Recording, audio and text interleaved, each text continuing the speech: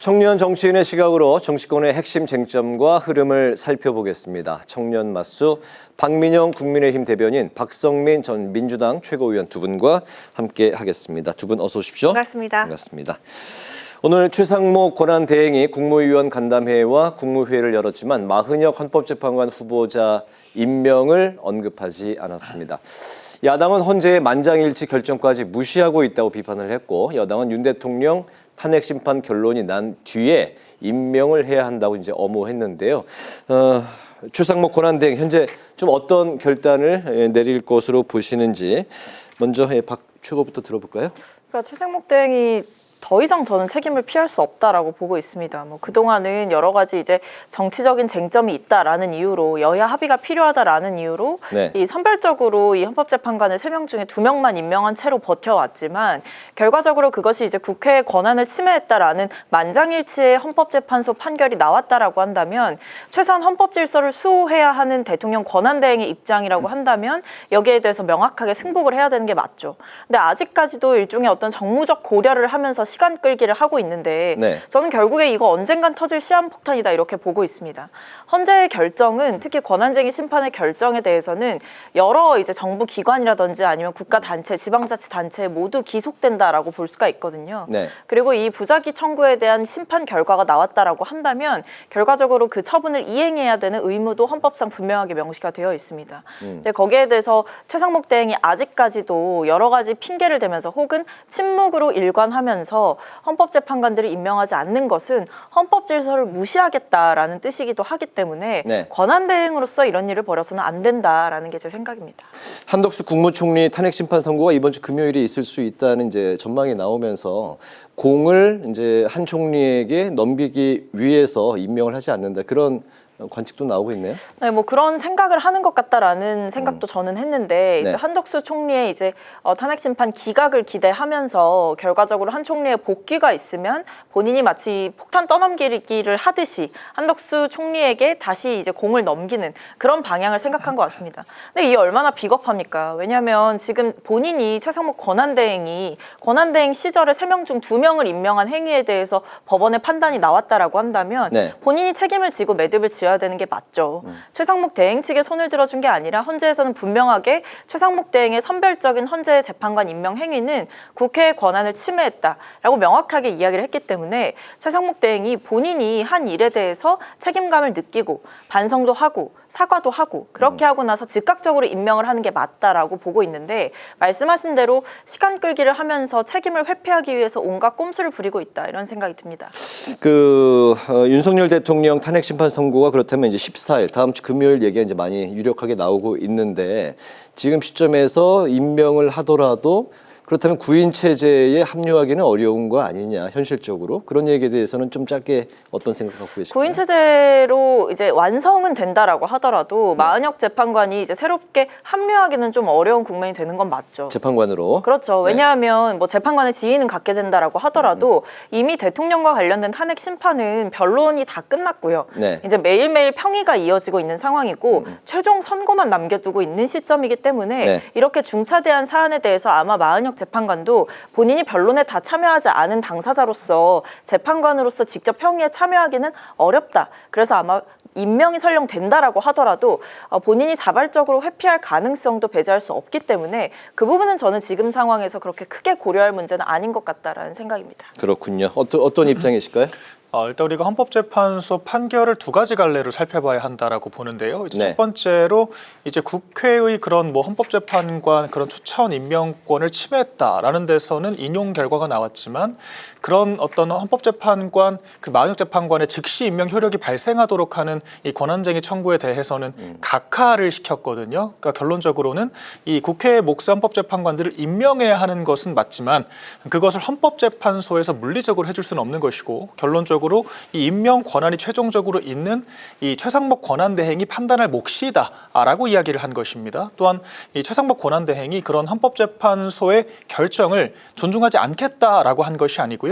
그러니까 언제까지 재판을 해야 한다라는 어떤 기간 제한과 강제력이 없기 때문에 조금 더 정무적인 판단, 상황을 지켜보고 있는 것이다라는 건데, 제 개인적인 생각으로는 적어도 이 한덕수 총리의 복귀까지는 기다리는 것이 순리다라고 생각을 합니다. 왜냐하면 보면 결론적으로 이 헌법재판관의 최종 임명권이라는 것은 네. 대통령에게 있지 않습니까? 그런데 지금 최상목 권한대행은 권한대행의 권한대행이고 경제부총리의 입장인 것이죠. 그러니까 총리 같은 경우에는 이 국회 과반의 인준을 거쳐서 대통령이 임명을 하기 때문에 경제부총리에 비해서는 민주적 정통성이 더 있다라고 볼 수가 있습니다. 그렇기 때문에 최상목 권한대행, 그러니까 한덕수 총리의 복귀가 앞두고 있는 상황에서 권한대행의 권한대행이 자의적으로 결정하는 것은 여러 민주적인 정통성과 상황들을 고려했을 때 적합하지가 않다라고 생각을 하는 것이고요. 오늘 국무회의에서 여러 국무위원들이 비슷한 아직까지는 보류하는 것이 맞다라고 의견을 낸 것도 같은 취지라고 생각을 합니다. 또한 이제 이것들이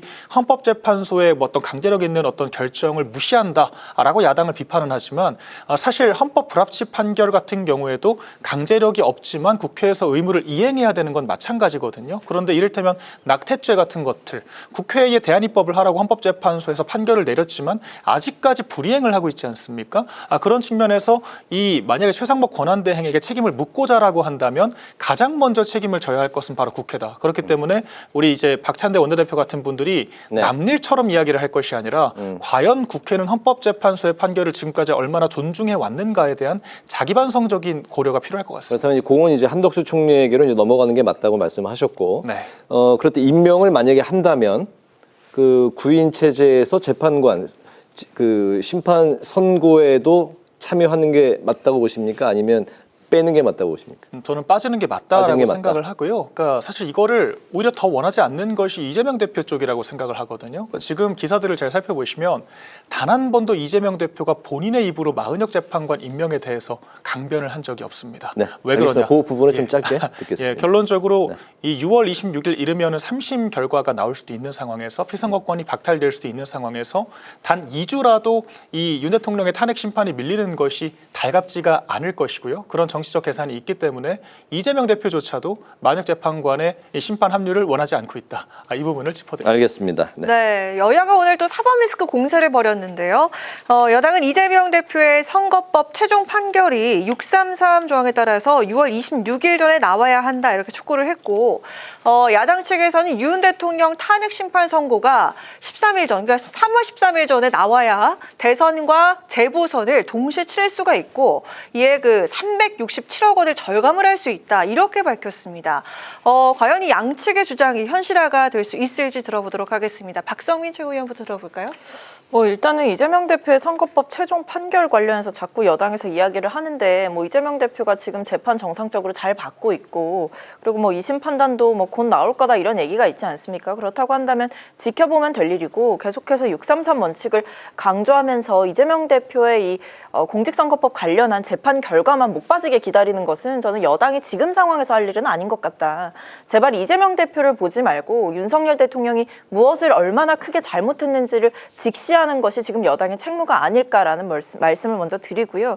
야당은 이제 이번에 진성준 정책위 의장께서 이 이야기를 하신 겁니다. 이제 13일 전에 판결이 나왔을 때, 그러니까 탄핵 심판 결과가 네. 나왔을 때 선거 비용을 367억 원을 절감할 수 있다. 조속한 어떤 결정을 바란다. 이렇게 이야기를 하셨는데 네. 저는 꼭 13일 전에 나와야 된다. 이렇게 말씀하신 취지는 아닐 거라고 생각을 하고요. 다만 사실은 이제 대선과 재보선을 동시에 치름으로써 국민들의 피 같은 혈세 367억 원을 아낄 수 있다라는 부분도 사실은 좀 중요한 부분이긴 한 것 같거든요. 그래서 네. 여러 가지 측면에서 이 윤석열 대통령의 탄핵 심판이 조속한 결과를 내야 되는 것은 분명하기 때문에 그중 다양한 근거 중에 하나로 이런 부분들을 강조했다 이렇게 보입니다. 네, 박민현 대변인. 사실 6월 26일도 늦어도 너무 늦었다라고 할 수 있겠죠. 왜냐하면 네. 1심 자체가 2년 2개월이 걸리지 않았습니까? 사실 2년 2개월 자체가 왜 선거법에서 우리가 633 원칙을 천명했는지를 바로 이해를 해야 한다라고 생각을 하는데, 결론적으로 국회의원 임기가 4년입니다. 그런데 1심만 2년을 끌었다라는 것은 임기 과반 이상을 이미 채웠다라는 거거든요. 그런데 선거에서 부정한 행위를 해서 당선 무력화, 당선 무효형이 날 수도 있는 그런 죄를 저질렀음에도 불구하고 재판을 질질 끌어서 결론적으로 임기를 거의 다 채웠다라고 하면 선거법이 왜 존재를 하는 것이죠? 그러니까 이런 것들은 선거법의 어떤 취지 자체를 무력화시키고 이 선거법을 훼손하는 것이기 때문에 저는 이미 이 부적절한 선거 지연 행태를 계속해 왔다라는 점을 지적하지 않을 수가 없는 것이고요. 그러니까 이미 634 원칙에 따르면 6월 26일도 너무 늦었다. 이 지점을 좀 짚어드리고 싶습니다. 또한 이 민주당에서 사회적 비용을 또 이야기를 하면서 사실 윤 대통령의 이 탄핵 심판에 대해서만 빨리 결론을 내야 한다는 내로남불 입장을 전 취하고 있다라고 생각을 하는데 사실 사회적 비용이 그렇게 중요했으면 한덕수 총리를 왜 탄핵을 시켜야 됐을까요? 그러니까 결론적으로 이재명 대표의 사법 리스크 시기에 맞춰서 타임라인을 결정을 하다 보니까 그런 무리한 탄핵을 감행한 게 아니었습니까? 그러니까 사실 윤석열 대통령이 비상계엄을 선포한 직후보다 민주당이 한덕수 총리를, 그러니까 미국에서도 한덕수 총리를 파트너로 인정한 바로 다음 날 탄핵을 했을 때가 환율이 제일 높게 치솟았었거든요. 네. 그러니까 이런 점을 고려했을 때 민주당이 참 본말이 전도된 이야기를 하고 있다라고 생각하고 정말 이런 사회적 비용이 걱정이 된다면 정말 지금 사실 헌법재판소에 대한 불신이 거의 과반에 육박하고 있고 탄핵 반대 의견도 상당히 높은 여론조사가 나타나고 있거든요. 이런 상황에서 그렇다면 물리적으로 파면을 시킬 것이 아니라 윤 대통령 스스로 이야기를 하지 않았습니까? 내가 스스로 나의 거취를 결정을 하겠다. 임기 단축 개헌을 하겠다라고 이야기를 하고 있는 만큼 그렇다면 민주적 정당성을 가지고 있는 대통령이 스스로 거취를 결정할 수 있도록 자리를 배려해 주는 것이 사회적 비용을 최소화할 수 있는 방안 아닐까요? 그렇다라고 하면 선거 비용 367억도 애초에 들 필요조차 없는 거 아니겠습니까? 근데 그럼에도 불구하고 무조건적으로 탄핵을 강행해야 된다. 그러니까 그 이후에 벌어질 수 있는 국론 분열과 이런 사회적인 후폭풍 비용들은 전혀 고려하지 않은 상태에서 아무튼 속도만 앞당기라고 하고 있기 때문에 저희가 비판을 하지 않을 수 없는 것입니다. 저도 두 가지만 말씀드려야 될 것 같은데 뭐 이재명 대표의 선고 빨리 나와야 된다. 뭐 여당에선 그렇게 주장할 수 있겠습니다. 근데 그렇게 특정인에 대한 어떤 재판 지연 문제를 지적하고 싶으시다면 대표적인 이 중진 의원인 나경원 의원의 패스트트랙 사건 1심만 횟수로 6년째거든요. 그 부분은 왜 지적 안 하시는지 궁금하고요. 제 눈에 들보부터 봐야 된다라는 말씀 드리고 싶습니다. 그리고 지금 뭐 임기 단축 개헌 대통령 관련해가지고 굳이 탄핵을 할 필요가 있었겠느냐 이런 말씀도 주셨는데 사실 대통령이 원한 거 아닙니까? 탄핵 심판을 통해서 법정에서 본인이 여러 가지 변론을 하고 싶었다라는 의지가 있었기 때문에 저는 지금까지 왔다라고 생각을 하거든요. 여당에서도 처음에는 질서 있는 퇴진 얘기했지만 결과적으로 뒤통수 맞은 건 한동훈 대표였고 윤석열 대통령이 정말 임기 단축 개헌에 대한 의지가 있었다라고 한다면 그때 발표했어야 되는 겁니다. 근데 그때도 본인은 절박했고 정당한 계엄을 했다라고 주장을 했다 보니까 지금 이 시점까지 온 것이다 말씀드리겠습니다. 이제 하나만 좀 반박을 드리자면 패스트트랙은 일단 선거법에 해당하지가 않고요. 그리고 패스트트랙은 나경원 의원 개인이 엮인 사건이 아니라 여야 의원과 당직자 보좌진들을 포함해서 수십 명의 사람들이 연루되어 있는 사건이기 때문에 법원에서도 정치적으로 엮인 사건을 법원이 결정을 할 수가 없기 때문에 지금 판단을 못하고 있는 게 정확하거든요. 그렇기 때문에 이런 정치적인 사건에 대해서는 검찰이 직접 판단을 하는 것이 맞다라고 해서 저희가 한동훈 전 대표가 이런 사건들에 대해서는 처리를 했어야 된다라고 이야기를 하고 있는 거기 때문에 속성이 다르다는 점은 제가 말씀드리겠습니다. 네, 거기까지 듣도록 하고요.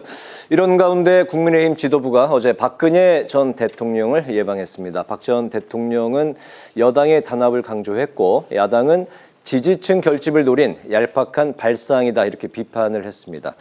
탄핵 심판 선고를 앞두고 여당이 박 전 대통령을 예방한 그런 배경 좀 어떻게 의미를 찾을 수 있을지 그 보수층 결집 이야기 많이 나오는데 이런 효과를 볼 수 있을까요? 사실 저는 보수층 결집이라는 측면보다는 저희가 박근혜 전 대통령 사례를 좀 반면교사로 삼아야 한다라는 좀 자기 그런 뭔가 반성적인 메시지였다라고 생각을 하거든요. 이게 어떤 의미냐면 정치는 전 단죄가 중요하다라고 생각하지 않습니다. 단죄보다 문제를 해결하는 게 더 중요하다라고 생각하는데 이제 와서 돌이켜보면 박근혜 전 대통령이 그렇게까지 망신을 당하고 끌려 내려와야 할 정도의 큰 잘못을 저질렀나라고 하면 저는 그렇지 않다라 생각하거든요. 아니면 적어도 박근혜 전 대통령의 이 물리적인 파면으로부터 벌어진 이 사회적인 효과가 어떤 작용이 반작용에 비해서 더 컸다라고 할 수 있나? 라고 했을 때 저는 부작용이 더 컸다고 생각합니다. 기본적으로 이 정치라는 것은 균형이, 견제가 중요한 건데 이 민주당이 4번의 선거를 내리 승리를 하게 되면서 모든 국가기관을 장악하게 되고 이 사회 보수 진보의 균형이 깨져버리게 된 거거든요. 그로 인해서 어떤 공직사회나 시민사회 등을 비롯한 여러 우리 사회 곳곳에 부작용들이 나타나고 있는 것이기 때문에 우리가 어떤 정치적 의사결정을 할 때는 문제 그 자체보다 해결의 방점을 찍어야 한다고 생각하고, 그런 측면에서 당시에 보수당이 분열을 해서 박근혜 전 대통령을 너무 섣부르게 우리가 잃어버린 것은 아닌가라는 그런 생각을 저는 하고 있다라고 보고요. 이것은 우리가 경험을 통해서 체화를 하고 경험을 우리가 한 것이기 때문에 그런 부분들에 대해서 보수당 내에서는 공감대가 있는 것이라고 생각합니다. 이에 대해서 박근혜 전 대통령 역시 이 한동훈 전 대표를 겨냥을 한 것이죠. 그러니까 당대표 개인의 소신을 과도하게 강조했을 경우에 오히려 당과 사실 당이 이 균형이 무너졌을 때는 국가적으로도 정말 안 좋은 결과가 초래될 수 있다. 이제 이런 부분들을 언급을 한 거라고 생각을 하고요. 실제로 한동훈 전 대표가 정말 야당보다도 더 과하게 때로는 이 정부의 치부를 들추는 방식으로 정치를 계속했었고 1년 동안 당정 지지율이 추락하기만 하면서 정말 대통령이 고립된 상태에서 이런 극단적인 선택까지 한 게 아니겠습니까? 그러니까 결론적으로 이 다른 목소리라는 것도 정말 내부에서 조율과 협의를 통해서 해야 되는 것이지 이렇게 언론에 좌표 찍듯이 하는 것은 정말 좋은 결과를 가져올 수가 없다. 이런 여러 경험치에 근거한 이야기를 풀어내신 거라고 저는 생각합니다. 박 전 대통령을 당시 탄핵했던 건 좀 너무 섣불렀던 거 아니냐, 경험치에 근거한 그런 메시지를 이번에 그 국민들에게 던지려고 했던 거 같다. 뭐 그렇게 이제 해석하면 되겠죠? 예. 근데 박근혜 전 대통령을 탄핵 안 시키는 게 더 이상했던 거 아닙니까? 왜냐하면 최순실 씨가 뭐 지금 최서원 씨죠. 최서원 씨가 어떤 방식으로 이 국정에 개입을 했고 국정농단이라는 말이 그때 이제 생겨난 건데 사실상 그때 뭐 문고리 권력을 자처하면서 이제 박근혜 전 대통령의 이름을 등에 업고 온갖 국정에 관여를 했던 사람을 우리가 발견을 했고 그런 일이 한두 가지가 아니었다라는 것을 알게 됐고 심지어 박 전 대통령의 연설문을 고치는 그 녹취까지 우리가 생생하게 들었었는데 이 상황에서 대통령으로서의 과연 자격이 있다라고 말할 수가 있었던 것인지 사회적 갈등이 커질 거니까 탄핵은 안 되고 대통령을 그 자리에 놔야 된다라고 하는 것은 굉장히 무책임한 생각이라고 보고 있습니다. 그러니까 국민들은 그런 대통령을 원한 게 아니거든요. 그런 사람이 대통령직을 하는 거를 원하지 않았습니다. 그렇기 때문에 파면을 했고 결과적으로 헌재에서도 만장일치로 탄핵을 시킨 거 아닙니까? 그렇기 때문에 저는 뭐 이미 박근혜 전 대통령의 경우에는 사회적으로 끝난 사안이다. 그러니까 박근혜 전 대통령의 탄핵은 정당했다. 이거 과거 그 보수정당에 있었던 이준석 대표 입에서 나온 말입니다. 당대표 선거 때. 그러니까 그런 식으로 이제 탄핵의 강, 이른바 박근혜 전 대통령 탄핵으로 빚어진 이 보수 진영 내부 분열을 건너왔다라고 생각을 모두가 했을 텐데 이번에 보면 탄핵의 강을 건너기는커녕 탄핵의 늪으로 다시 빠져들고 있는 모양새입니다. 그렇기 때문에 결국 이 시점에 박근혜 전 대통령을 예방한 이 여당 지도부의 얄팍한 어떤 전략은 결국 보수 진영 내부에 존재하고 있는 이 탄핵 트라우마를 자극함으로써 보수 지지층을 결집시키고 더 나아가서는 보수 진영 내에서의 단합을 강조하면서 다른 다양한 목소리가 분출될 출구 자체를 원천적으로 봉쇄하고자 함이 아닌가. 그렇게 해서 결과적으로 윤석열 대통령을 결사옹위하는 이 체제를 굳건히 하고자 한 게 아닌가라는 생각이 들어서 문제의 해결과 이 진단이 매우 잘못됐다 이런 생각이 듭니다. 지금 이 보수 진영에서 해야 될 거는 박근혜 전 대통령을 찾아가거나 이명박 전 대통령을 찾아뵐 때가 아니에요. 지금은 윤석열 대통령과 거리를 두고 완벽하게 정치적인 절연을 하면서 우리가 정말 잘못했다. 국민들께 면목이 없다. 대통령의 행위는 너무나 잘못됐다. 이런 얘기를 해야 되는데 지금 국민의힘의 의원님들 보면 정강훈 목사가 주최하는 집회 나가가지고 정강훈 목사랑 인사하고 거기서 연설하고 하면서 뭐 헌재를 부숴야 된다. 이런 얘기하고 있거든요. 이게 지금 보수 진영이라고 하는 정당이 할 얘기인가. 법치를 부수자라는 말과도 다를 바가 없거든요. 그렇기 때문에 저는 요즘 상황을 굉장히 심각하게 보고 있습니다. 네, 다음 이슈로 넘어가겠습니다. 네, 이재명 대표의 그 발언입니다. 한국에 엔비디아 같은 회사가 생겨서 지분 30%를 국민이 나누면 세금에 의존하지 않아도 된다. 이 발언을 놓고 논쟁이 벌어졌는데요. 국민의힘은 사회주의적인 접근이다 이렇게 비판을 했고 이 대표는 문맹 수준의 식견이다 이렇게 반발을 했습니다. 우리 박미연 대변인 이 발언 어떻게 들으셨습니까? 일단 제가 짧게 반박을 드리자면 최서원 씨가 연설문을 고쳐줬다라는 것이 앞선 질문에 대한 이야기 짧게 들어보도록 할게요. 국민적인 정당성을 부여받은 대통령을 파면할 정도의 중대한 헌법 위반인가에 대해서 전 동의하지 않거든요. 그리고 세월호 인신공양, 구판 뭐 성인용품, 사실 이런 선동에 의해서 여론을 뒤집은 결과라고 봐야지 이제 와서 막상 박근혜 전 대통령이 왜 그렇게까지 파면을 당할 정도의 잘못이었냐라고 하면 제대로 설명할 사람 전 없다라고 생각합니다. 네, 그리고 이제 알겠습니다. 그렇기 때문에 저희가 대통령 파면이라는 것이 이런 말도 안 되는 경제관을 가진 이재명 대표 같은 사람이 집권할 수가 있는 것이기 때문에 정말 저희가 필사적으로 막아야 한다라고 보는 것이고요. 그러니까 엔비디아라는 기업이 어떻게 성장했는지 그 역사를 알면 이런 얘기를 할 수가 없죠. 어떻게 이게 그 공공펀드를 가지고 엔비디아 시총이 우리나라 전체 대기업을 100대 기업을 합친 것보다 더 높습니다. 그런데 그런 기업을 만들 수 있다라고 얘기하는 것 자체가 참 발상 자체가 공상과학적이다, 이렇게 말씀을 드릴 수밖에 없고, 이재명 대표가 과거 대선에서 이렇게 얘기를 했어요. 우리나라가 곧 기축통화국이 될 것이다 라고 하면서 아무도 돈을 벌지 않아도 모두가 행복하다라고 얘기하면서 기본소득제를 강변을 했습니다. 최근에는 삼성전자 6개를 만들겠다라고 이야기를 또 했고요.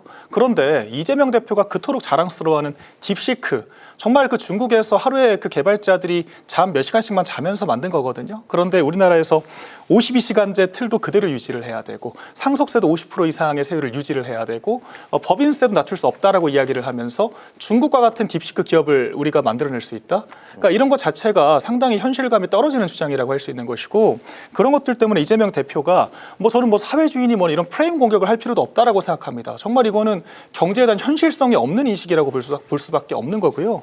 경제를 실현 가능성에 대한 고려 없이 마치 롤러코스터 타이쿤 게임하듯이 접근하는 것 자체가 정말 리더로서의 함량 미달이고, 전 이런 분이 집권하는 것 자체가 정말 연설문 누가 고쳐주는 거에 비할 바가 아닌, 저는 그런 대단한 걱정이 된다, 이 말씀을 드리고 싶습니다. 네, 박성민 최고예요. 근데 일단은 이 이재명 대표가 주장하신 게 민간 기업의 국영화 이런 거를 주장하신 게 아니거든요. 이재명 대표의 주장은 이 여러 가지 이제 성장할 기업들에 대해서 정부가 이제 투자를 해서 정부의 지분을 설정을 해두고 그 산업이 하게 되면, 그 기업이 성공을 하게 되면 거기서 일부를 이제 배당의 형식으로 가져오는 그런 부분을 이야기를 한 겁니다. 그리고 이건 이미 사실 처음 얘기가 나온 구조가 아니고, 대만 같은 경우에도 TSMC라고 굉장히 글로벌 반도체 기업이 있지 않습니까? 이 기업 같은 경우에도 처음에 시작된 게 이 정부에서, 대만 정부에서 반도체 산업 진흥 프로젝트의 일환으로 시작이 됐고, 여전히 정부의 출자 지분이 48%나 차지를 하고 있습니다.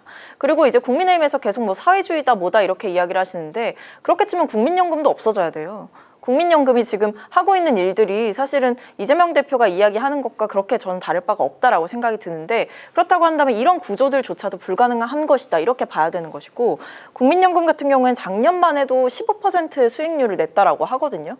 그러니까 이게 지금 이재명 대표가 기업들의 돈을 뺏어오겠다라는 게 아니고, 정부가 적극적으로 지원을 하고 투자를 하고, 그중에서 정부가 일정 부분 정도 이 본인의 배당금으로 이제 설정할 수 있는 액수가 있다라고 한다면 그것을 여러 방식으로 가져올 수 있고, 그것을 국민들과 나누겠다, 이런 이야기를 한 것을 두고 마치 이게 엄청난 사회주의가 부활한 것처럼 이야기를 하거나 정부가 기업의 돈을 무조건 뺏으려고 한다, 이렇게 주장하는 것은 맞지 않는다. 정부의 투자를 통해서 신산업을 육성한다라고 하는 그 취지를 보다 좀 네. 자세하게 보셔야 되는 게 아닌가 싶습니다. 네, 마지막 이슈 바로 넘어가겠습니다.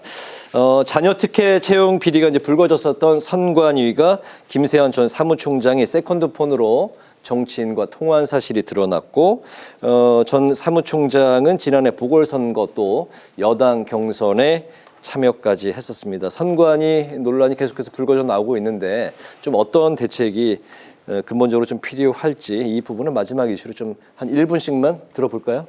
일단 선관위 너무 잘못했죠. 이런 식으로 채용 비리, 짬짬이로 가족들 고용해주고 알아서 내부에서 쉬쉬해주고 이런 거 저는 있어서는 안 되는 일이라고 생각하고요. 네. 선관위에 대한 불신을 초래하는 어떤 계기를 선관위 스스로 만든 거에 대해서 자성해야 된다라고 생각을 합니다. 그런데 이것을 해결하는 방식이 굳이 감사원의 감사여야 되느냐, 그 부분에는 동의하기 어렵고, 그 부분은 이미 헌법재판소에서도 행정부 산하에 소속되어 있는 감사원이 독립된 헌법기관인 선관위를 감사하는 것은 위법하다라고 판결을 한 바가 있기 때문에, 네. 지금 여전히 이제 국회에서는 사실 국정조사라던가 아니면 국회에 의해서 여러 가지 국정감사 이런 부분들을 통해서 선관위 문제는 충분히 짚어볼 수 있고, 근본적으로 제도 개선을 할 수 있는 여지가 있기 때문에 국회 차원에서 여러 가지 대안을 마련하는 것이 맞다라고 보고 있습니다. 네, 국회에서도 들여다볼 수 있다. 네. 네, 사실 국회에서도 다 선거를 치러하는 사람들이기 때문에 선관위 눈치를 볼 수밖에 없거든요. 그래서 국회에서도 견제를 할 수가 없고 행정부는 견제하지 말라고 헌법재판소가 이야기를 했고, 사실 선관위 구성을 보면 그 대법관 출신들이 선관위원장을 다 역임을 하고요. 선관위에 계셨던 법관들이 또 헌법재판소에 가 있습니다. 지금 헌법재판관 8명 중에 6명이 선관위 출신입니다. 그러니까 그럴 정도로 선관위만 가족회사가 아니라 사법부까지 정말 총체적으로 거의 친인척 회사라고 볼 정도로 정관들이 들어와 있고 앞으로 갈 사람들이 지금 법관들로 있는 거거든요. 그렇기 때문에 과연 이 법원과 헌법재판소의 판결을 우리 국민들께서 공정하다라고 생각할 수 있나?